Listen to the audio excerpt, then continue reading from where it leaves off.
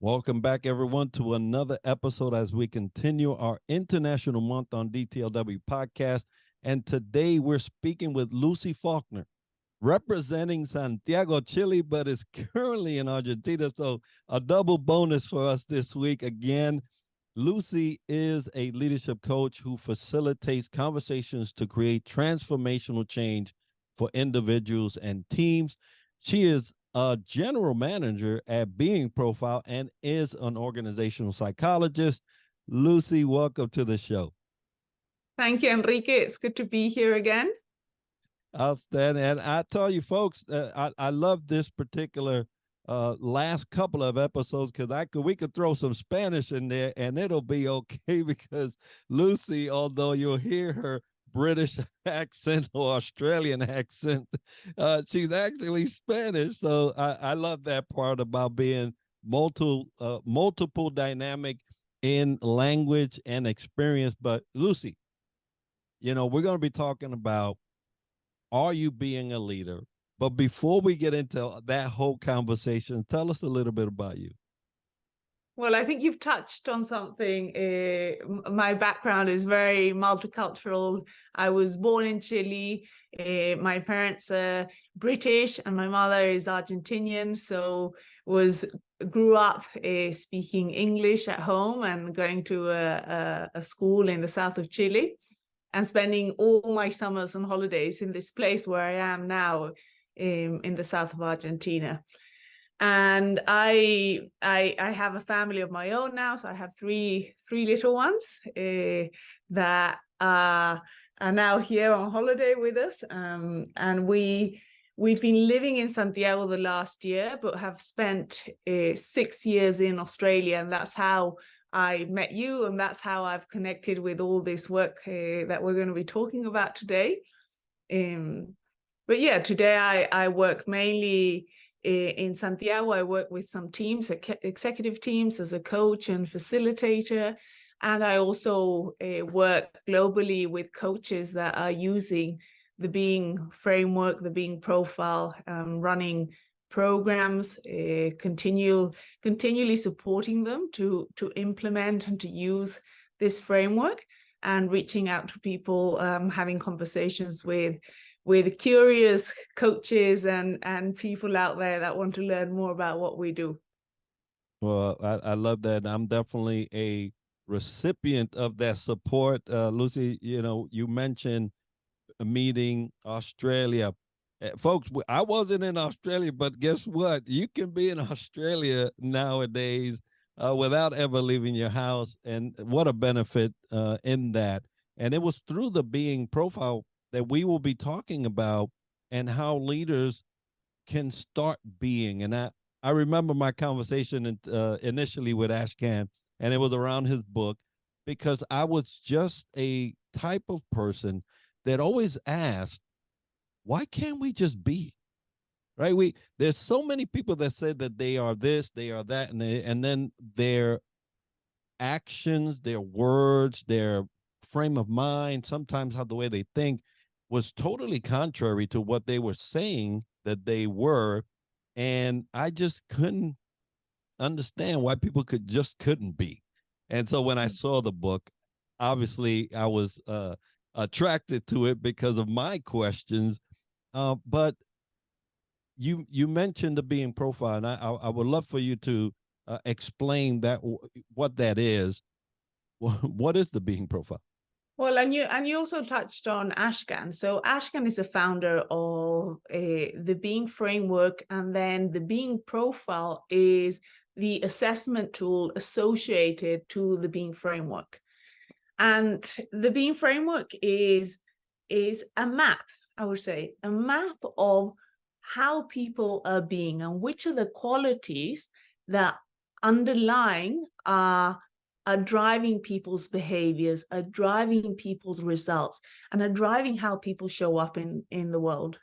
And these qualities that we map through the Being framework, and then we measure through the Being profile, are the ones that, given all the studies Ashkan's done in the last few years contribute to effectiveness in the scope of leadership.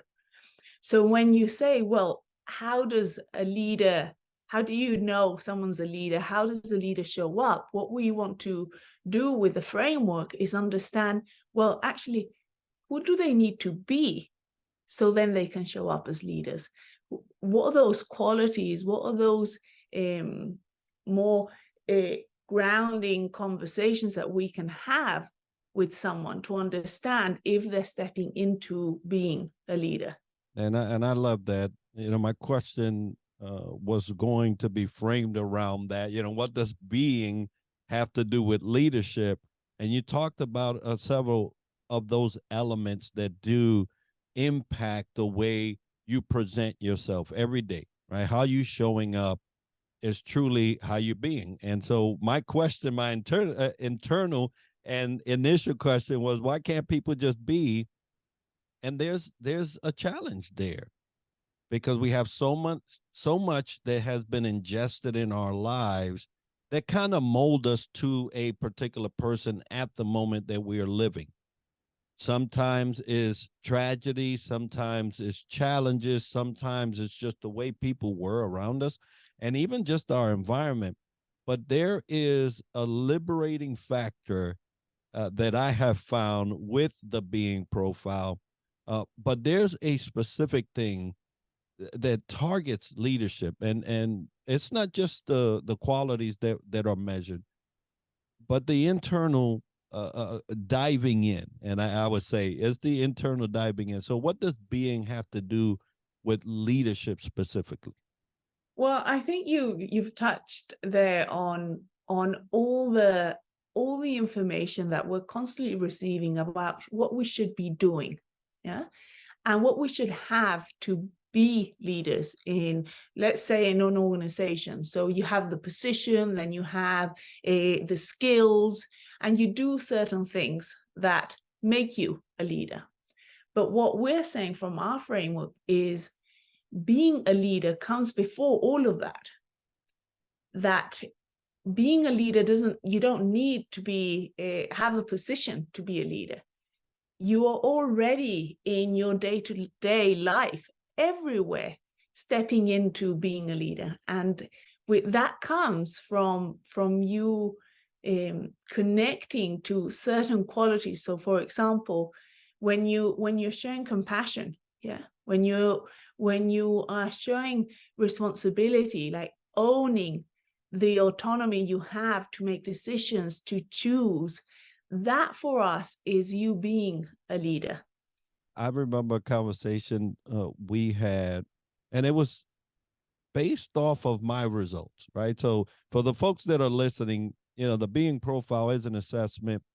I was one that took the assessment, got debriefed, and believe me, I was sold before the assessment, because it was just the way Ashcan had framed it in his book, Being, and then in his second book, Human Being, and then now one that's coming up, which we'll make sure all those links are part of the show notes, so that you guys can get wind of it. But I remember my initial debrief, and we were talking about responsibility. Let's just say responsibility, and one of those things really highlighted how I was shying away from a particular thing when I should have been at the forefront of that action. And as a leader, it required me to be at the forefront of that action. And I was able to see it right away, right? And some people say straight away. I saw it immediately and was able to take ownership, right? Take ownership of the fact that that's exactly how I was being. And it was affecting me in different kind of ways. And this week, I had an opportunity to challenge that area and go on the offensive, right? And get some ground on it. And it just felt so liberating to be able to be present, be aware, and take the action that was needed for the results. And I tell you, I have not had that before. I took the advantage that I had the skill set behind me through the certification process that you helped me through, Lucy. But what a triumphant moment, because I saw it play out. And if I can just comment on what you're explaining there, what I'm hearing is your relationship to responsibility has shifted. And that's what we're measuring, the health of your relationship, because many people out there, including myself at times, we relate to responsibility as a burden, as an obligation, as something we have to carry. And when that is showing up in different areas of our life, we don't step into what you just explained, the choosing, the taking that step, making those decisions, and really creating those results that you want for yourself. So if we take it back into the leadership space, you say, well, if you don't have a healthy relationship with responsibility, where you are honoring your autonomy, you are choosing, you are moving towards those things that you need to make decisions around, you won't be a leader. You won't create the results. And fundamentally, you won't be effective in a sustainable way. And that's when we look at all these qualities in the being profile, what we know is that they're not a nice to have. They're fundamental for you to be effective in a sustainable way in whatever thing that you're involved in. Maybe your work, your family, your community, children at school, whatever it is, where you need to step into being a leader and your leadership, these qualities will be fundamental. And I agree. And when it comes to leadership, there's so much that is sacrifice, not experienced, victories that will never be seen through that relationship. And you mentioned healthy and unhealthy. And for those folks that are listening, the being profile really targets that. How is the status of your health? Is it unhealthy? Are you doing unhealthy things? Are you doing healthy things? How does that relate to the effectiveness, right? And we talk about the meta factors, we talk about the moods and all those other things that I hope the listeners will gravitate to and take a plunge there. But I wanted to ask you, Lucy, what are leaders missing by not diving into the way they are being? Look, I would say that the main thing as leaders is that we are constantly working with human beings, but we drift away and we get focused on what they're doing, the processes, the finances of the teams that you're running, the projects that they're on. But essentially what you have in front of you is human beings. So by not knowing what are the drivers, what are the invisible qualities that are actually driving the behaviors of your team, and not having language and understanding around that, you're missing out on being able to pull on the strings that are going to make that team effective. So you can tell them, okay, we've got to set a deadline. We all need to work towards this project. But if you're not understanding, well, how are they relating to commitment? Are they vulnerable enough to speak up when they think they're not going to meet that deadline, and have the conversations you need to have? So at the end, you can adjust the plan to make it work for the whole team. If you don't have a team that's able to forgive when someone makes a mistake, when someone doesn't deliver on something, so that you can repair and then move on, you're not articulating all of those more invisible things that are happening for the human beings that you're working with. So I would say by not having language, and by not connecting to that being of the humans that you're working with, you're missing out on what's actually driving them. and what will give you in the end the sustained results that you're looking for. Because we're all dealing with being. We're all dealing, like we're being human all the time. Like the way I show up today, there's this vulnerability here for me. You know, I can feel it. Yeah. And there's also responsibility. Like I choose to be here. And this higher purpose, because I know that this conversation is going to reach other people that I know we can make a difference to. So there's many elements of my being that are present here. And when, as a leader, you can articulate that, I think you mentioned, it's like there's a piece, it's easier, not necessarily, it's simpler, not necessarily easier, but it's simpler because it grounds you to say, okay, like, who do I want to be right now? Who does my team need to be so that we get those results?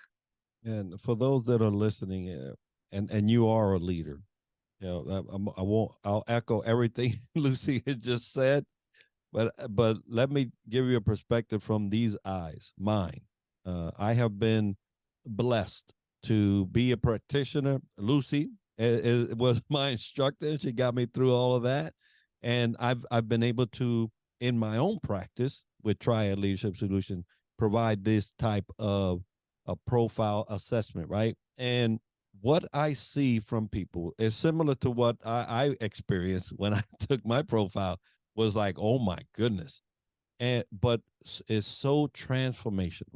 Right? We talked about you and your work, right? Transformational, getting people to really see how they are being, but the impacts of not, right? That unhealthy side is sobering, to say the least. But it gives you a platform to work from, and the change has been just amazing. So, you know, there are consequences to engaging and looking at your healthy practices, your unhealthy practices, with every one of those elements that we actually look into. What are the consequences for leaders when they don't address the way they are being? Let me answer that from an example of someone I've worked with. A typical example will be of someone that leaves a position, a job, yeah, because things aren't working out for them. Their anxiety is very high. They feel they can't engage in the work. They feel that they can't get along with people. So they decide to leave. They go to another job. Fast forward 2 or 3 years, and they're in the same position, because it doesn't have to do with what's happening out there for them. It actually has to do with things that are going on more internally for them that they're not able to transform and shift so that they make like the environment work for them. Because we're constantly dealing with things that don't work in our life. You know, it's I was supposed to be going skiing this weekend with my family, and it's one of my children was sick, so you can't go. So what happens there? Do you step into resentment? Do you get angry about that, or do you connect with yourself in a way that allows you to make the best of the situation that you have? And in that, maybe it's stepping into forgiveness, maybe it's stepping into, you know, compassion, whatever it is that you need to make that context work, or the matters in our life, we call it, work for us. So when you're not working on your being, when you're not stepping into those deep root causes of the results that you're seeing outside in the world, you're going to repeat the same patterns. You're going to see the same behaviors show up, and you're going to start seeing the same results. So that's someone I worked with last week that we said, well, you can change jobs now, but that same thing that's happening today, you've seen it happen before, and you're going to see it happen again if you don't work on your relationship to anxiety, your relationship to presence, your relationship to vulnerability, assertiveness. That's a huge one. You know, the conversations that they don't have at the right time to be able to address some of the things that aren't working, so they stay quiet. So these are some of the things that I believe you need to work on at deeper level, so that then you can transform the results that you see outside. You know, that's a question a lot of people ask themselves. Why do I keep, especially in relationships, right? Why does Why do this I keep keep going happening? to this person and that type of person and this type of person? And it's not that type of person. It's just the way you are being with or in relation to healthy and unhealthy with relationships, right? It is internal. We attract things, but sometimes we're attracted to a thing and it's Yeah. all from inside. And it truly is one of those areas in leadership that you have to consider. If you are always falling into the same pattern, then you need to look inside. You Yeah. have to figure out what that relationship is like. And I'm thankful to say that the being profile does that pretty well. I was astounded by my own results, and I know that most people are. And the folks, the clients that I've been able to service with this product, it have come to that conclusion as well. Wow. Oh my goodness. I did not know. Well, I knew, but I did not know. And I'm looking at it and oh my goodness. I would say that the biggest feedback we receive when people do their being profile is, I was able to put my finger on those areas that aren't working for me, that are giving me all these results. But I could see that I can see what's not working, but I couldn't pinpoint what at a deeper level was driving that. And that's what they get. Because I think when we say do the inner work, that's a huge statement. You know, there is so many different frameworks out there that you could use.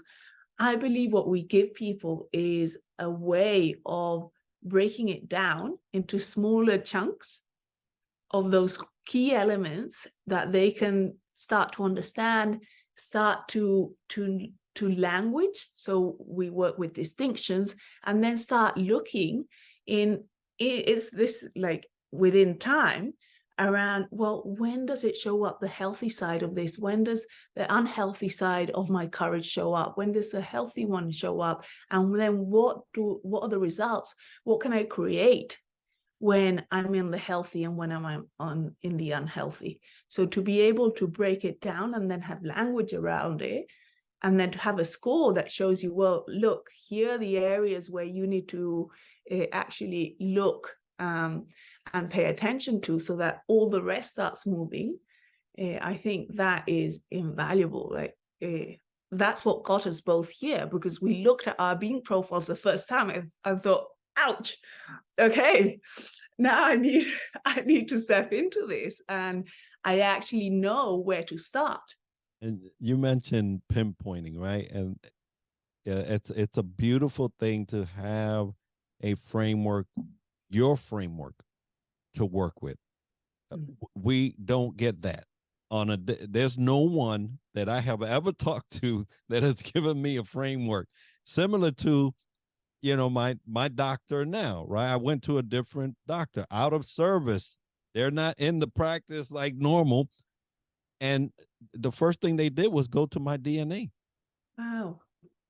It's just, and I'm getting it from both sides, the medical side and the being side. So I'm so plumb happy about this area and time of my life where we could address this. But you talk about pinpointing, and you have your own practice, you do your own coaching, you've seen many people.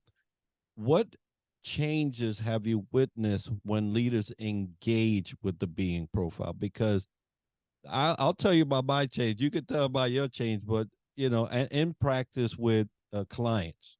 And I'll use the case of a team I'm working with, where each member of the executive team has done their being profile, have had one-on-one coaching, and then as a team, they've done the being profile, a debrief as a group.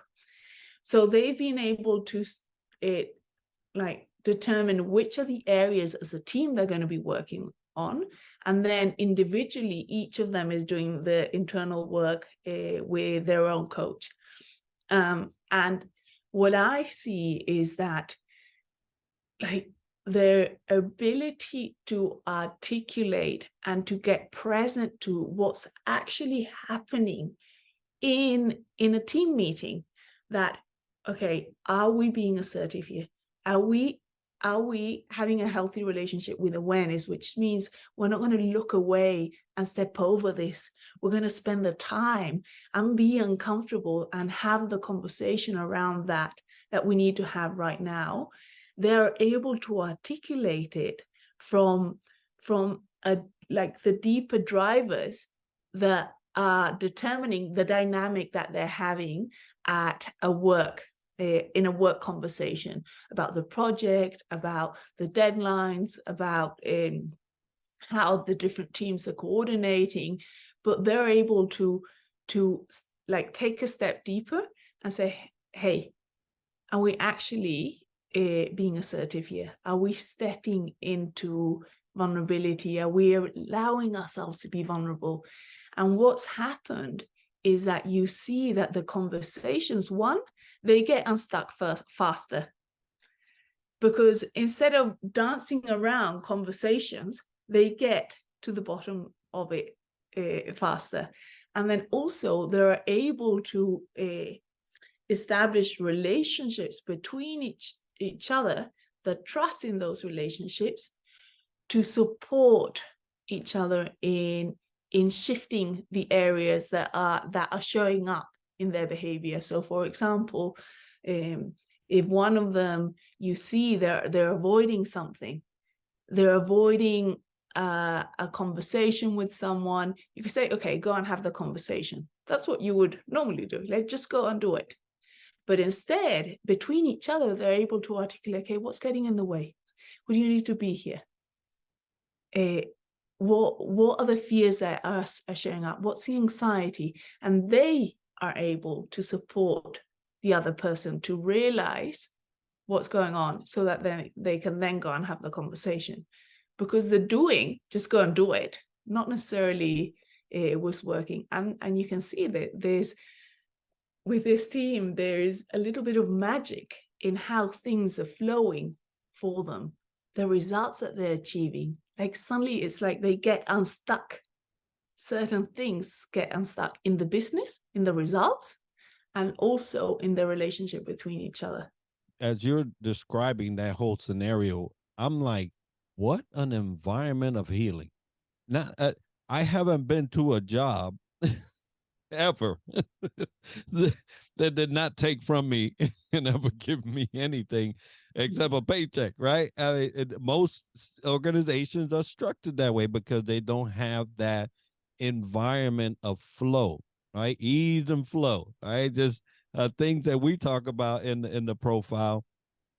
But how, that's just like medicine. If you think about it, from the business standpoint, but also from the relationship and then singular standpoint. That's an environment of healing. And it's such a gift for these human beings and their families and the people they lead, because this like our ways of being are constantly at play. So if we don't know them, if we're living on the unhealthy side of that, those ways of being, they'll have a cost. They'll have an impact on our relationships, on the results that we achieve, and the people we love. So this organization giving their team the possibility to understand themselves deeper, to have these different kinds of conversations at a team level, at an executive level, is, I believe, is a gift, and is also extremely smart. Because if they want to achieve the results, and they have very ambitious results, the being of the team is fundamental, and it's at play, like it's always there. Whether you like it or not, it's going to come out, and it's going to be a participatory element in your day-to-day. So for those organizations out there that are looking and saying, oh, wow, we have a lot of challenges, they start at the person, right? And so if you can bring yourself to accept this being profile into your organization, you'll see similar benefits, right? And changes in that regard. So Lucy, you have things going on. You're your own practitioner. You do your own stuff. You do it with the being profile. What do you have coming up, and how can the listener, get a hold of you if they wanted to work with you? Well, I imagine, Enrique, you leave my details. LinkedIn is a great way. You can leave my email also, that I'm happy to have conversations with people.